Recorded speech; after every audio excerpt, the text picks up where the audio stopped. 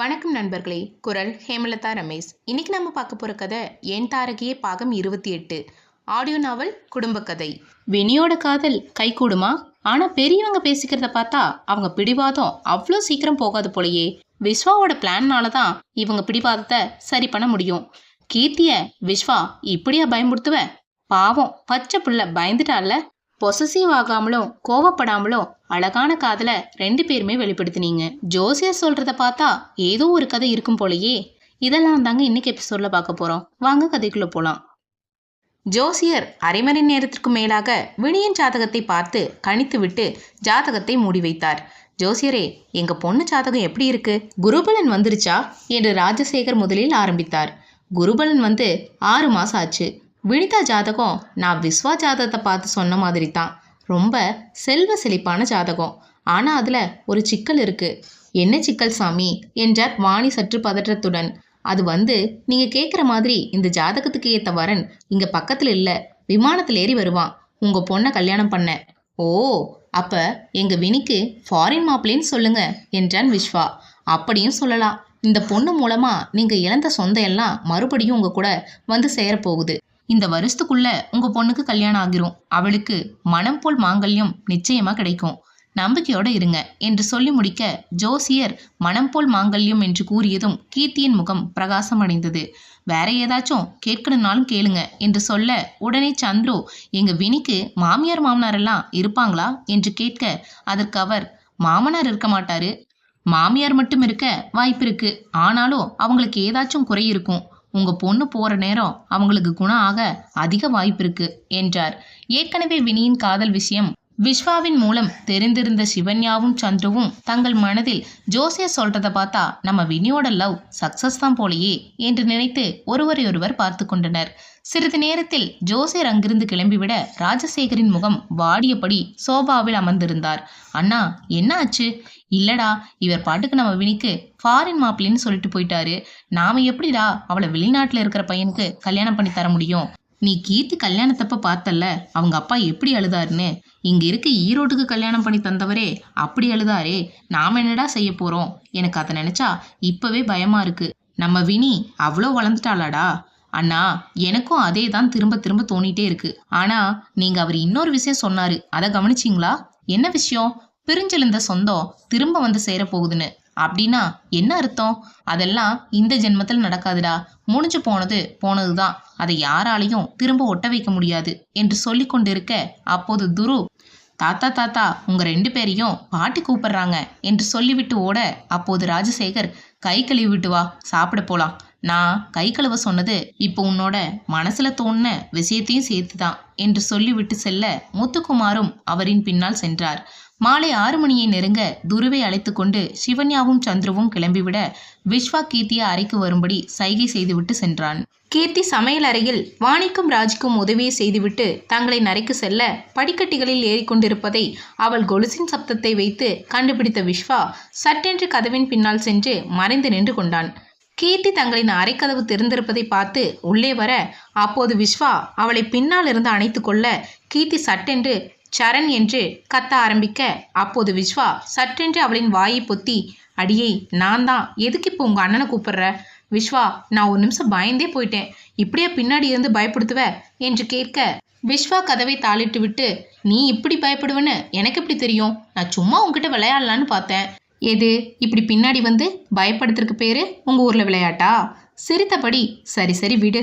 ஆமாம், நான் உங்ககிட்ட ஒன்று கேட்கணும். ஒன்று என்ன கிட்டி, நீ எத்தனை வேணும்னாலும் கேளு என்று சொல்லி அவளை தன் கைக்குள் வைத்து கொண்டு சொல்ல, ஓகே விஸ்வா, நீ எனக்கு ப்ரப்போஸ் பண்ணத்தான் கோயம்புத்தூர் வந்தேன்னு சொன்னல? ஆமாம், அதுக்கு என்ன இப்போ? அந்த ஐடியா உனக்கு தந்தது யாரு? ஏன் ஏன் இப்படி திடீர்னு கேட்குற? சும்மா தெரிஞ்சுக்கலான்னு தான். சொல்லுங்க மிஸ்டர் விஸ்வா, யார் உங்களுக்கு தந்தாங்க? அது வந்து நான் கொஞ்சம் கன்ஃபியூஷனில் இருந்தேன். அப்போ சந்துரு தான் போய் ப்ரப்போஸ் பண்ணுடா பார்த்துக்கலான்னு சொன்னான். ஓ, அப்போ சந்துரு அண்ணா சொல்லித்தான் கோயம்புத்தூர் வந்திருக்க. இல்லைனா வந்திருக்க மாட்டேன். நான் அங்கேயே அழுதுட்டு இருக்கட்டும்னு விட்டுருப்ப, அப்படி தானே? அப்படியெல்லாம் இல்லடி. ஓ, அப்புறம் எப்படி விஸ்வா, கொஞ்சம் எக்ஸ்பிளைன் பண்ணுங்க என்று கேட்ட விஸ்வாவின் முகம் மாற ஆரம்பித்தது. கீர்த்தி கொஞ்சம் ஓவரா தான் போயிட்ட போல, விஸ்வா ஃபீல் பண்றான், சமாளி என்று அவளின் மனது படபடக்க உடனே கீர்த்தி அவனின் முகத்தை தன் கையில் ஏந்தி கொண்டு, என்ன விஸ்வா ஃபேஸ் எல்லாம் டல் ஆகுது, நான் விளையாட்டுக்கு மிரட்டினாவே இப்படி பயப்படுறியே, ஆனா உன்னை பார்த்து எப்படி தான் வீட்டில் ஆஃபீஸ்லலாம் பயக்கிறாங்களோ என்று கேட்டு சிரிக்க, அப்போதுதான் இவள் தன்னுடன் விளையாடி இருக்கிறாள் என்பது விஸ்வாவுக்கு புரிந்தது. கீர்த்தி அப்ப இவ்வளோ நேரம் என்னை வச்சு விளையாடிட்டு இருந்தியா? நான் தான் லூசு மாதிரி ஃபீல் பண்ணிட்டு இருந்திருக்கேன். சாரி விஸ்வா, சும்மா ஒரு ஃபன் பண்ணலான்னு என்று சொல்ல விஸ்வா சோபாவிலிருந்து எழுந்து பால்கனியில் சென்று நின்று கொண்டான். விஸ்வா கோவிச்சிட்டான் போல என்று நினைத்து கொண்டு, Vishwa I am really sorry, இனிமே நான் இப்படி பண்ண மாட்டேன். சாரி சொல்லியும் உனக்கு கோவம் போலனா உன்னை ஃபீல் பண்ண வச்சதுக்கு பனிஷ்மெண்ட்டா 10 சிட்டப்ஸ் போடுறேன் என்று சொல்லி தன் காதை பிடிக்க போக, அப்போது விஸ்வா பனிஷ்மெண்ட் நான் தான் தருவேன் என்றான். சரி சொல்லு, என்ன செய்யணும், நீ என்ன சொன்னாலும் செய்யறேன். இதோ இப்படி ஹக் பண்ணி love you so much, you are my hero விஸ்வான்னு சொல்லி 10 டைம்ஸ் கிஸ் பண்ணணும் என்று சொல்ல கீர்த்தி அவனை முறைக்க ஆரம்பித்தாள். என்ன அப்படி முறைக்கிற, நீ தானே சொன்ன என்ன சொன்னாலும் செய்வேன்னு, அதுக்குன்னு இப்படி தான் பனிஷ்மெண்ட் தருவீங்களா? நான் இப்படி தான் தருவேன், சிட்டப்ஸ் போட சொல்கிற அளவுக்கு நான் கல் நெஞ்சக்கார இல்லை என்று சொல்லி திரும்பி நின்று கொள்ள, உடனே கீர்த்தி ஓகே நான் உன்னோட பனிஷ்மெண்ட்டை அக்செப்ட் பண்ணிக்கிறேன் என்று சொல்லி அவனை தன்னோடு சேர்த்து அணைத்து கொண்டு அவன் சொல்லியதைப் போல செய்ய விஸ்வாவின் மனம் ரெக்கை இல்லாமல் பறக்க ஆரம்பித்தது. கீர்த்தி அவன் சொன்னது போலேயே சொல்லி முடித்துவிட்டு, இப்போ கோவம் போயிருச்சா விஸ்வா என்று கேட்க, போயிருச்சு என்றான் அவளை இறுக்கமாக தன்னோடு சேர்த்து பிடித்தபடி. விஸ்வா என்ன, நாம் எப்படி வினி கல்யாணத்தை அவளோட விருப்பப்படி ஆதவ் கூட செஞ்சு வைக்க போகிறோம் என்று கேட்க, விஸ்வா அதுக்கெல்லாம் நான் பிளான் பண்ணிட்டேன், நீ அதை நினச்சி உன்னோட குட்டி மூளைக்கு ரொம்ப வேலை தராத என்று சொல்ல கீர்த்தி அவனை அடிக்க ஆரம்பித்தாள். ஷோ அடிக்காதடி, வலிக்குது, நல்லா வலிக்கட்டும், கேட்ட கேள்விக்கு பதில் சொல்லாமல் என்னை கிண்டல் பண்ணுற நீ. வினி அவளோட ஸ்டடீஸ் முடிச்சுட்டு வர எப்படியும் 1 மாதம் ஆகிரும், அதுக்குள்ளே நம்ம வீட்டில் இருக்கிறவங்கள கன்வின்ஸ் பண்ணிடலாம், கண்டிப்பாக நம்மளால் முடியும்ல? முடியும் கீர்த்தி, வினியை ஃபஸ்ட்டு சந்துரு சிவன்யா கிட்ட சொல்ல சொல்லு, இல்லைன்னா அவங்க ஃபீல் பண்ணுவாங்க. வினி இன்னைக்கு சொல்கிறேன்னு சொல்லியிருக்கா, நீ நாளைக்கு சந்துரு அண்ணா கிட்ட பேசிப்பாரு. சரிடி பேசுகிறேன். ஓகே கீர்த்தி, நான் நாளைக்கு சீக்கிரமாக ஆஃபீஸ் கிளம்பணும், போய் தூங்கலாமா? சரி என்று சொல்ல விஸ்வா அவளை தூக்கி கொண்டு உள்ளே சென்று மெத்தையில் படுக்க வைத்தான். விஸ்வா என்னடி, நீ எப்பவும் இதே மாதிரி தான் என்னை தூக்கிட்டு வருவியா? அது நீ இதே மாதிரி ஸ்லிம்மாக இருந்தா தூக்கிட்டு வருவேன், இல்லைன்னா என்று இழுக்க விஸ்வா சொல்ல வருவதன் அர்த்தம் புரிந்தவளாக அவனை அடிக்க கையோங்க விஸ்வா உடனே அவளின் கையை பிடித்ததோடு மட்டுமல்லாமல் அவளையும் தன்வசப்படுத்தி உறங்க ஆரம்பித்தான். அடுத்த நாள் காலையில் கீர்த்தி சீக்கிரம் எழுந்து ரெடியாகி கீழே சென்று சமையலில் வாணிக்கும் ராஜிக்கும் தன்னால் முடிந்த உதவிகளை செய்து கொண்டிருந்தாள். விஸ்வா கண்களை மூடியபடி மெத்தையில் கை வைத்து பார்க்க கீர்த்தி தன் அருகில் இல்லாததை உணர்ந்து தன் போனில் உள்ள கேமராவை ஆன் செய்ய, அப்போது கீர்த்தி சமையல் அருகில் இருப்பதை பார்த்து, ஓ மேடம் குக்கிங் கற்றுக்கிட்டு இருக்காங்களா என்று நினைத்து கொண்டு ஆஃபீஸ்க்கு ரெடியாகி கீழே வந்தான். இன்னைக்கு என்ன சமையல்மா என்று கேட்டுக்கொண்டே டைனிங் டேபிளில் அமர்ந்து, எங்கம்மா அப்பா சித்தப்பா யாரையும் காணோம் என்றான். இன்னைக்கு ஸ்டோருக்கு சரக்கு வருதுன்னு அப்பா சீக்கிரம் கிளம்பினாரு, அவர் கூடவே உங்க சித்தப்பாவும் கிளம்பிட்டாரு என்றார் ராஜி. ஓ சரி சரி, ஆமா இன்னும் என்ன டிஃபன்னு சொல்லவே இல்லை.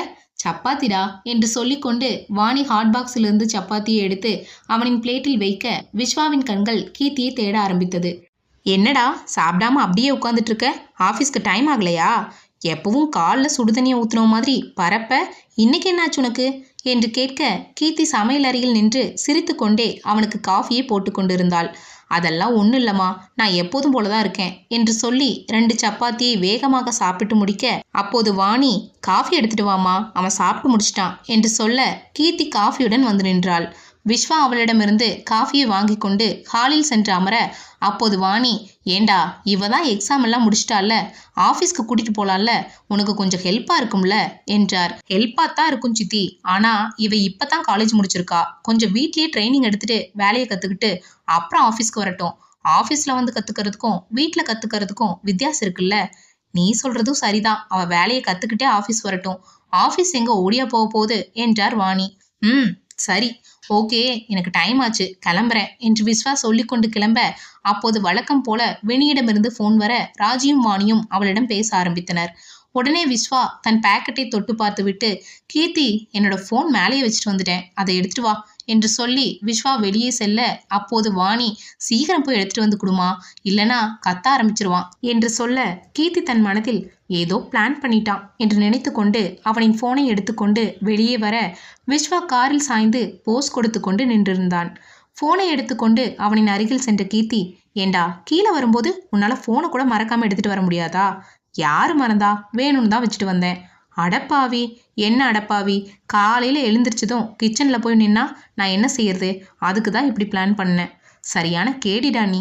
சரி சரி, நான் கேடிதான். இன்னைக்கு சீக்கிரம் ஆஃபீஸ்க்கு போகணும். சைட் விசிட் வேற இருக்கு. சீக்கிரம் கொடு, நான் கிளம்பணும். இந்தா என்று போனை அவன் கையில் தந்து பாய் விஸ்வா என்று சொல்ல விஸ்வா அவளை ஏற இறங்க பார்த்துவிட்டு என்ன இது என்றான். ஃபோன் விஸ்வா, நீ தானே ஆஃபீஸ்க்கு டைம் ஆச்சுன்னு தர சொன்ன. நான் தர சொன்னது ஃபோனை இல்லை, அப்புறம் மார்னிங் கிஸ். என்னது? ஏய், இப்போ எதுக்கு இப்படி கத்துற? யாராச்சும் உள்ளேருந்து வந்துட போகிறாங்க. ஒரு கிஸ் தானே கேட்டேன், அதுக்கு போய் இப்படி ஊற கூட்டுற. பின்ன என்ன விஸ்வா, இது ஏதோ நம்ம ரூம் மாதிரி கிஸ் கேட்குற. அடப்போடி என்று சொல்லி சுற்றுமுற்றும் பார்த்துவிட்டு அவளின் கன்னத்தில் தன் இதழை பதித்து, பாய் கீர்த்தி, லேப்டாப்பில் ஒரு 2 பில்டிங்க்கு பிளான் போட்டு வை, நான் ஈவினிங் வந்து பார்த்துக்கிறேன் என்று சொல்லி காரை எடுத்துக்கொண்டு ஆஃபீஸை நோக்கி செல்ல கீர்த்தி அவன் இதழ் பதித்த தன் கன்னத்தை தொட்டு பார்த்து கொண்டு நின்றிருந்தாள். அப்போது சரண் கீர்த்திக்கு ஃபோன் செய்ய அவனின் அழைப்பில் சுயநிலைக்கு வந்தவள் அவனுடன் பேசிக்கொண்டே தன் அறைக்கு சென்று லேப்டாப்பை ஆன் செய்து வேலையை ஆரம்பித்தாள். அங்கு விஸ்வா ஆபீஸ்க்கு சென்று காரை பார்க் செய்துவிட்டு தன் அறைக்குள் நுழைய சந்துரு அங்கும் இங்குமாக நடந்து கொண்டிருந்தான். சந்துரு அறைக்குள் உலாவிக் கொண்டிருப்பதை பார்த்து, டே சந்துரு, என்னாச்சு? எதுக்கு இப்படி அங்கேயும் இங்கேயும் நடந்துகிட்டு இருக்க? டேய், நாம வினி லவ் பண்றான்னு கண்டுபிடிச்சோம்ல. ஆமா, அதுக்கு என்ன? இப்ப நேற்று நைட் எனக்கு ஃபோன் பண்ணி அவளே சொல்றா ஆதவ் தான் எனக்கு வேணும், அவனை தான் கல்யாணம் பண்ணிக்குவேன்னு. சிவன்யா கிட்ட ஏற்கனவே சொல்லியிருக்கா போல. அவ அசால்ட்டா நிக்கிறா. இவ்வளோதானா? விடு, பார்த்துக்கலாம். என்னடா நீயும் இவ்வளோ அசால்ட்டா சொல்ற? நம்ம வீட்டில் எப்படி ஒத்துக்குவாங்க? உன்னோடது கூட தான் லவ் மேரேஜ், அக்செப்ட் பண்ணிக்கலையே என்ன? டேய், என்னோட விஷயம் வேற, வினி விஷயம் வேற, எல்லாம் ஒன்று தான். டேய், நீ இவ்வளோ தெளிவாக பேசுகிறத பார்த்தா உன்கிட்ட முன்னாடியே வினி சொல்லிட்டாளா? இல்லைடா, எனக்கும் நேற்று தான் தெரியும். வினி அவளுக்கு ஒன்று வேணும்னு நினச்சா கண்டிப்பாக அது கிடைக்கிற வரைக்கும் பிடிவாதமாக இருப்பா. நம்ம வீட்லேயும் வினி தான் ரொம்ப செல்லம், அதனால கண்டிப்பாக இந்த கல்யாணம் நடக்கும்.